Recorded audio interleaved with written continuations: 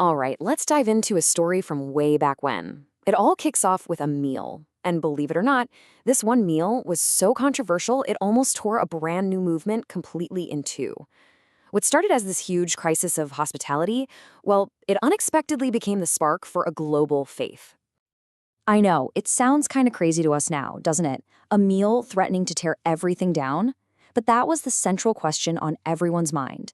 So to really get what was going on and to see how they got out of this mess, we've got to go back to the start.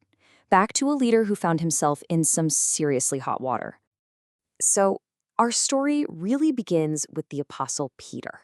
He's just gotten back to Jerusalem from this, well, groundbreaking trip.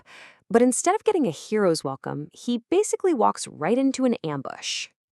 So, for the circumcised believers, we're talking about the Jewish followers of Jesus here, this was a huge deal, a massive deal. It wasn't just about what was on the menu, you know? This was a direct violation of their most deeply held religious and cultural laws. These were the rules that separated their people from the Gentiles, the non-Jews. And in their eyes, Peter hadn't just stepped over a line. He completely bulldozed it. So how does Peter even begin to defend himself? Well, he doesn't start arguing about law or tradition. Nope. He takes a completely different route. He just tells them a story about this surreal, totally divine vision he had while he was praying. Just try to imagine Peter's shock here. He sees this giant sheet coming down from the sky, and it's full of animals his faith had always taught him were unclean. And then a voice from heaven tells him to do the absolute unthinkable: kill and eat. His reaction is pure gut instinct. Surely not, Lord. And then, this is the turning point. The voice from heaven corrects him with this just revolutionary statement. And get this, the source material says this whole thing, the vision, the command, the refusal, the correction, it happened 3 times.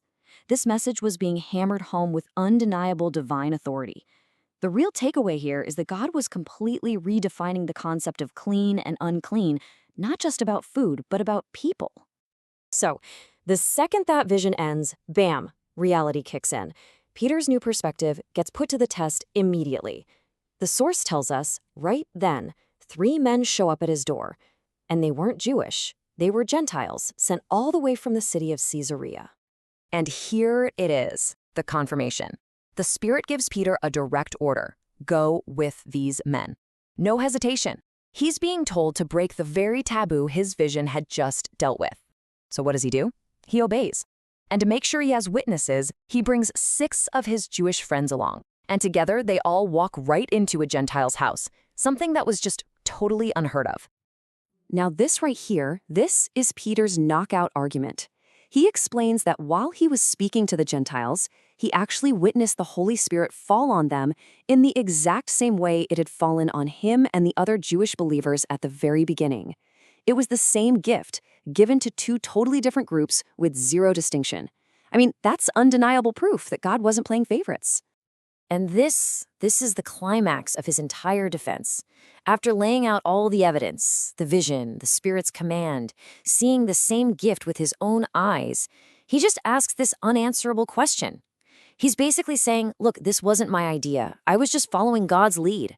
Are you really going to stand there and argue with God? And just like that, the argument was over. Done.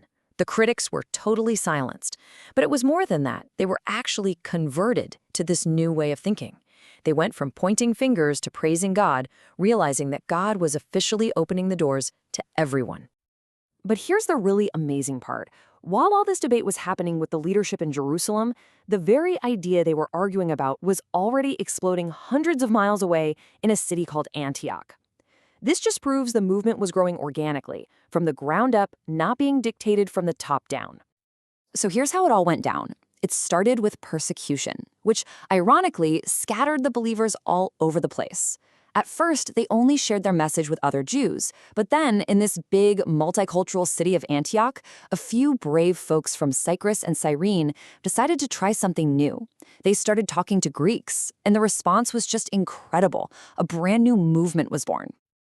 So when the news of this radical new mixed community gets back to Jerusalem, they send one of their most trusted leaders, a guy named Barnabas, to go check it out.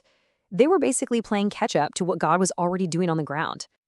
But when Barnabas gets to Antioch, he doesn't see a problem at all. He sees the grace of God right there in action. He realizes this is the future. So he encourages them, and then he makes this absolutely brilliant move. He goes and recruits a man named Saul from Tarsus, and together they spend an entire year building up this amazing community, essentially creating the blueprint for what a truly inclusive faith could look like.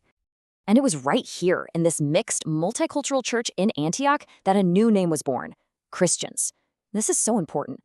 It wasn't a label they picked for themselves. It's what other people started calling them.